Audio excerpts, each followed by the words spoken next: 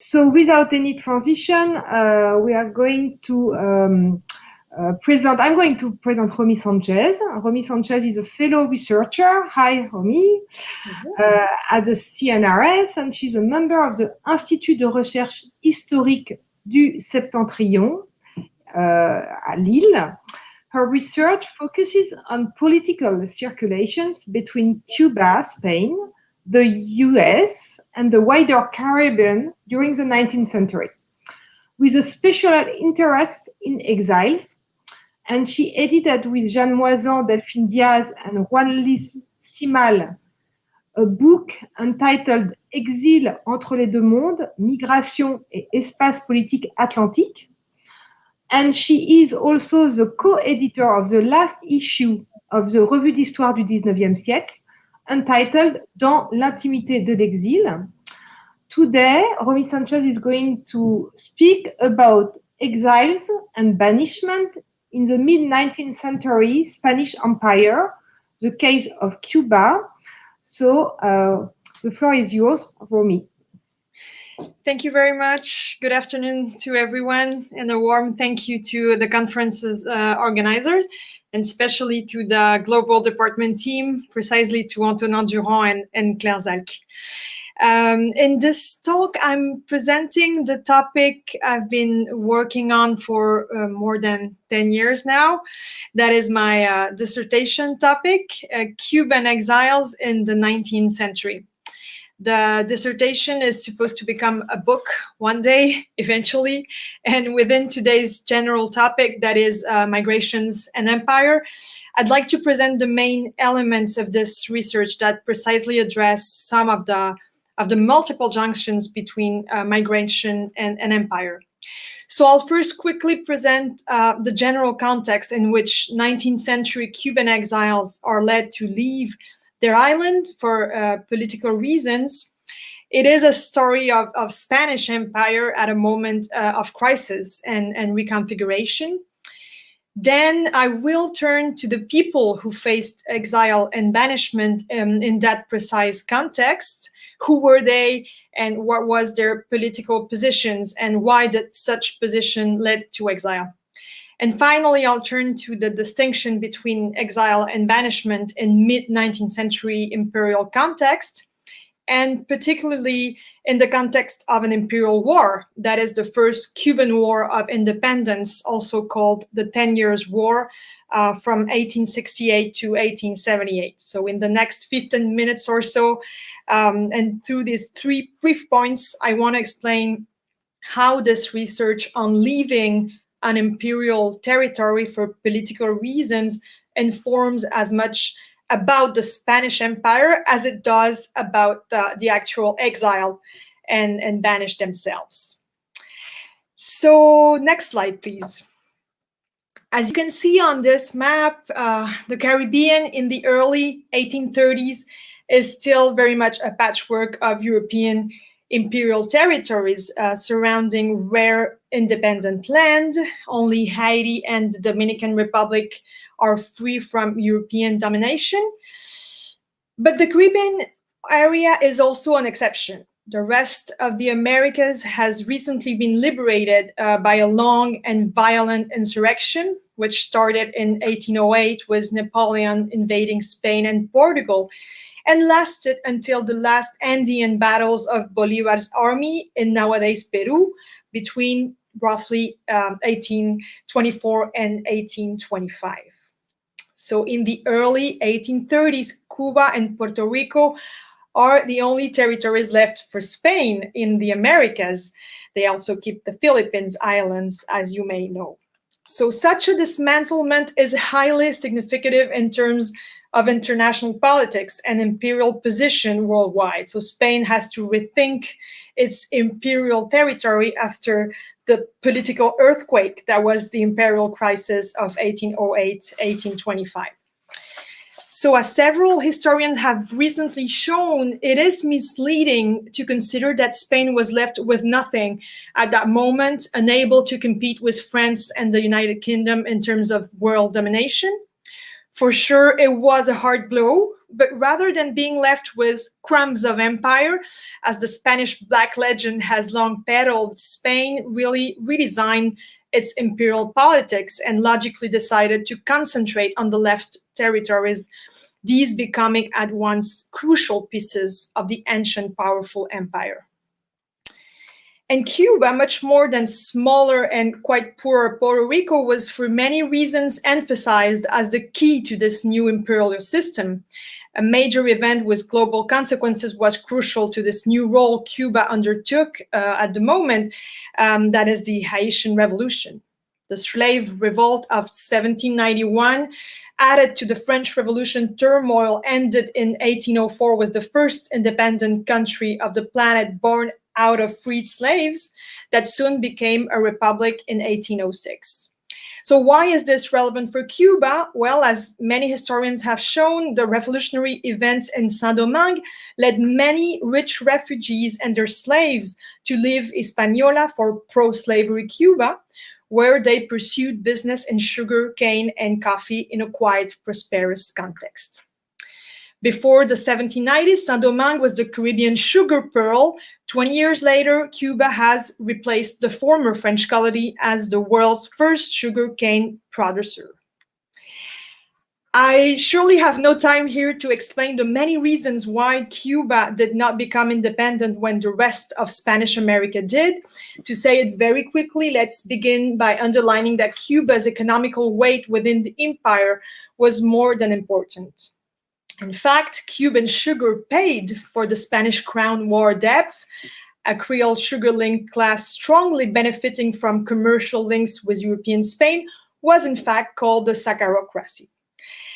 Sacarocracia in Spanish. The Spanish crown has dealt a mild opening to free trade ports with these men, and the general agreement between this imperial elite and Madrid made both sides pursue a transatlantic flourishing commerce that also implied massive illegal slave trade.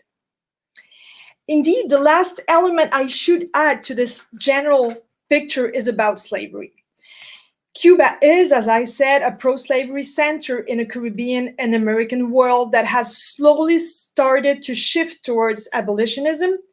As historian Ada Ferrer, among others, has convincingly shown, the crucial impact of the Haitian Revolution and the racial scare it triggered in the region reinforced the role of Cuba as a place where things had to stay the same, even if the British had supposedly imposed to almost everyone in Europe the seize of slave trade in 1815 at the Vienna Congress. The American and Atlantic reality was very different from international treaties. In fact, slavery was abolished in Cuba only in 1886, and slaves illegally arrived at its shores until the late 1860s. The weight of slave trade and slavery was critical in continuing a political and social status quo on the Cuban Creole elite sides. Fear of revolts and desire to see business flourish even more were indeed powerful points. But not all of Cuban society was peacefully accepting such a status quo. And that is also because lots of Cubans, or should I say Spanish subjects from Cuba, were not involved in the sugar business, not to mention those who were free people of color, as they were called then, positively discriminated, or slaves with no civil rights. Among these people, some Creole with no or less implication in the sugar and slave business began in the late 1820s after independences were acknowledged on the continent, while they began to claim for political representation in the Spanish parliament. Such a demand was based on the same mix of liberal and ancient principles that were at stake when the Cádiz Cortes gathered in 1810 when Spain was invaded by Napoleon's army. And the question at the core of this problem was here again to know how these American subjects could be part of the empire in a less subaltern way than what they had experienced by then. And these claims found no echo in Madrid, especially after the imperial disaster Spain had just gone through. In 1837, after a new Queen Isabel II was crowned and a new liberal constitution was promulgated, the Spanish government went even further and rejected any American deputies' claim for equality of political rights. Representatives from Cuba and Puerto Rico were physically forbidden to enter the Cortes, that is the Spanish parliament, and by doing that, Spain was intentionally affirming something that other empires did in other terms at different moments. That is officially considering that overseas territory are not distant territories, but really colonies, lands that must be exploited for their goods and where no population could obtain equality of political rights with the metropole subjects. So this imperial turn coining special laws, a mild way of saying exclusion, were the multi-imperial prelude to the Second Empire's waves that will last until the early 20th century. So among these men who were officially rejected from the Spanish parliament, one became a center figure of my research. And you're gonna see his face on the next slide, please. Why? Because he embodied a political group of middle-class white Creoles who asked not only for this political representation Spain denied them, but also for imperial reforms. Inspired by the British, people like José Antonio Sacco, that you see on this image, wanted steps to political autonomy with, for instance, colonial assemblies as they were instituted in British Jamaica. And because he kept asking for such reforms and not independence, that is worth noting, José Antonio Sacco was considered by the Spanish authorities of Cuba as the leader of a liberal group that could pervert Havana's youth. One morning of 1834, while he was teaching philosophy at Havana's university, he was arrested and brought to a personal interview with the island's Captain General. The pretext was an article Sacco wrote asking for the end of the slave trade. Here again, he was no abolitionist. He just feared Cuba would become another Haiti with too many non-white enslaved people. The governor issued a passport, that is next slide, I think. No, it isn't. Yes, it is. Thank you. That stood for a Banishment Act. Sacco was asked to leave Havana for the quiet town of Trinidad in Cuba, which meant intellectual death. So he finally asked the governor to leave for Europe, where he remained for the rest of his life, writing about Cuba and its politics, and literally embodying the cause of reformist Cuba Creoles in exile. Because in fact, even if his case seemed representative to me, he was not the only one to be forced to leave because of this political debate between liberal reformists and partisan of the colonial absolutist status quo. Between the 1830s and the 1860s, several other reformists were forced into exile, whether by a banishment order or a voluntarily exit to avoid problems. Next slide, please. As you can see on this diagram, Sacco lived in France, that is the circles in blue, but also in Spain, circles in red, which can seem quite odd knowing that it's the heart of the empire he's opposing, but the government there is way more liberal than it is in Cuba. And he sometimes went to Italy in the white circle and frequently changed places because of health issues and money problems. He writes extensive letters to Cuban fellows and writes articles and books on the Cuban question. But this imperial exilized study was not only one of reformists wanting to have more political rights. Along with the century, Cuban politics evolved, and opposing the colonial authorities in the island took other forms that also led to exile or banishment. In the mid-1840s, a suspected slave conspiration was severely repressed by Cuban authorities. White Creoles and free men of color were said to have helped the plan, and more than 400 persons were banished from the island, accused of adding abolitionism to a political desire for autonomy. They established in Mexico those banished people in the United States and sometimes even in Europe with order to remain in the city they had chosen to go to.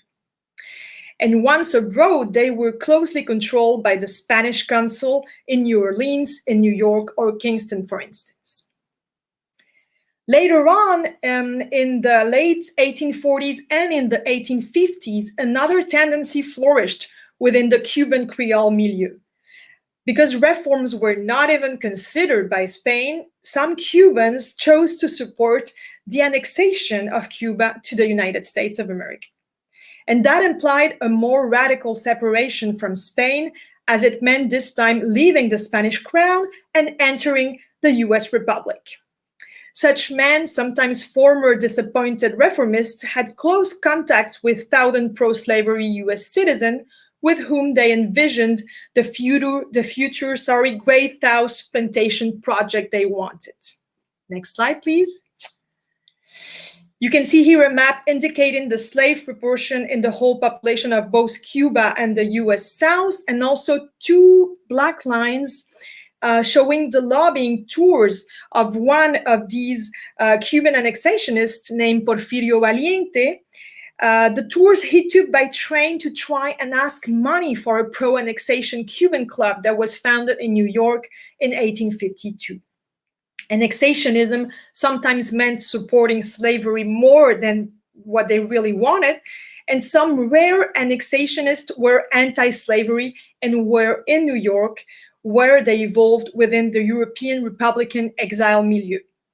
Some others undertook armed expedition from New York or New Orleans to try and invade Cuba to make it a US state. All of these expeditions failed, but they were a real movement supported by powerful US networks. In fact, the Cuban question, as it was called at the time, became so crucial internationally that the US government tried unfruitfully to buy the island from Spain twice, in 1848 and in 1853. Meanwhile, between the Mexican Gulf, Europe, and the US East Coast, a growing number of Cuban dissidents were organizing against Spain after being banished from the island for various political reasons. In the late 1850s, the papers of the Spanish consul in New Orleans clearly show that the Cuban exiles, that is, organized in clubs, editing their press, and even infiltrating US politics, well, it shows they are a huge concern for the Catholic monarchy. One major American event tremendously moved these political lines: the US slavery abolition after the Civil War, or during the Civil War. Once the US were not theoretically a pro-slavery land anymore, Cuban exile politics had to adapt to this new geopolitical map. Gain US support meant shifting to abolitionism. Meanwhile, Spain maintained illegal trade and slavery in Cuba. Next slide, please. Thanks. In 1868, though, small landlords of Western Cuba raised against an increasing imperial tax system and decided to take arms against the Spanish power, as you can see on this engraving. When this happened, Cuban exiles were already installed in different locations over the Atlantic world, but the insurrection that will become the 10-year wars triggered a much more massive migration that sometimes gathered economic and political motivations. As it was the case for tobacco workers, for instance, who fled in great number to Florida, where they could work in tobacco houses while organizing politically to support the insurrection back home. This new moment of the Cuba-Spain relationship also meant banishing anyone who was suspected to be linked to the insurrection. While insurgents were fighting Spanish troops in the countryside, urban support also caused incidents in Havana, and that is shown in the next slide. Here in 1869, 1 year after the war began, a pro-independence cry caused casualties at Havana's main theater. And after this event, Spanish authorities in Cuba decided to send 250 dissidents to the island of Fernando Po in the Guinean Gulf. Next slide, please. This small island, today it's called Bioko, named after the Portuguese man who invaded it in the 15th century, was Spanish since the late 18th century, and Spain, after failing to cultivate cocoa there, was envisioning what most empires did at that time, that is creating a penal colony. With this 1869 situation, they had an opportunity to test such a system, even if they had already tried to send banished free black men and common criminals to try and work the land there. What is quite interesting, I think, for today's topic is this Fernando Po banishment case of 1869 is the fact that the Spaniards sent together young and poor free men of color, rich white Creoles, including a banker and a famous economist, and also middle-class men of various age and profession, some of them suspected of only stealing from someone, but that becomes a suspicion of political dissidence, and some others clearly arrested for direct participation to the insurrection movement. So trying to erase the social and racial lines and putting everyone literally in the same boat shows the empire is facing a new type of problem, and that it is trying to solve it with new and somehow panic techniques. New slide, please. In fact, as you can see on this map of this great banishment of Fernando Po, the journey is a total experiment. They get lost, they have to wait in Puerto Rico. I think the map is too small to really show, but once they're in the African island, the rich white Creoles give money to escape and join the exiled groups in the US, while the poor others that survived the awful condition are then deported to Spain, as if the empire did not really know what to do with them, seeing that the Fernando Po option is not working that well, especially because the island is very unhealthy and that would be too many deaths on Spain's account.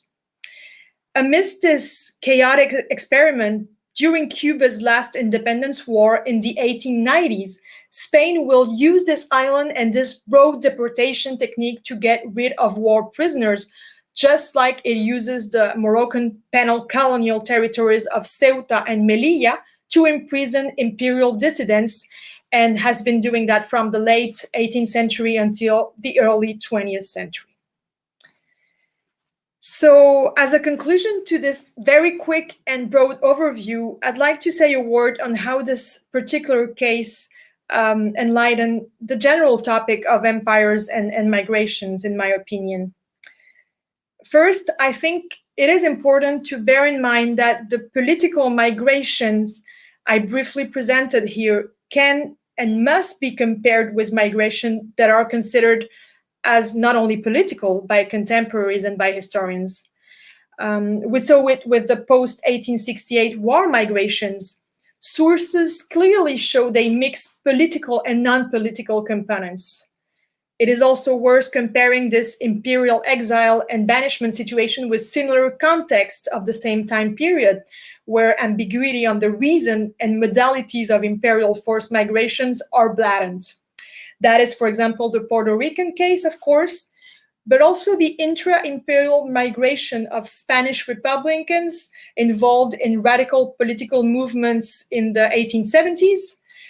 So that is the first Spanish Republic, not the one mentioned in Eric Jennings' presentation, or even the Carlists, conservative fighters at the same moment in the 1870s. They also leave for transatlantic destination, and Spanish empires is also tracking them down and sometimes deporting them to try and control its imperial politics. In another region, Irish subjects or Algerian subjects of British and French empires are also banished because of rebellions. And here again, the racial line matters. The difference being that there is no imperial war, or not as long as the Cuban one at that time, that frames such situations. But the common ground could be imperial forces putting everyone in the same boat in moments of political crisis. Leaving comparison aside, the Cuban case that I presented today can give, I think, a telling example of how empire can design and redesign forced migrations by trying to erase differences, or rather to emphasize distinctions between imperial subjects according to the politics they want to promote and according to the international context they're evolving in. It also shows how these imperial forced migrations are also an opportunity for empires to improve its control tools at a time, the last third of the 19th century, when administration and transportation are experiencing a major acceleration. Thank you very much for your time and attention.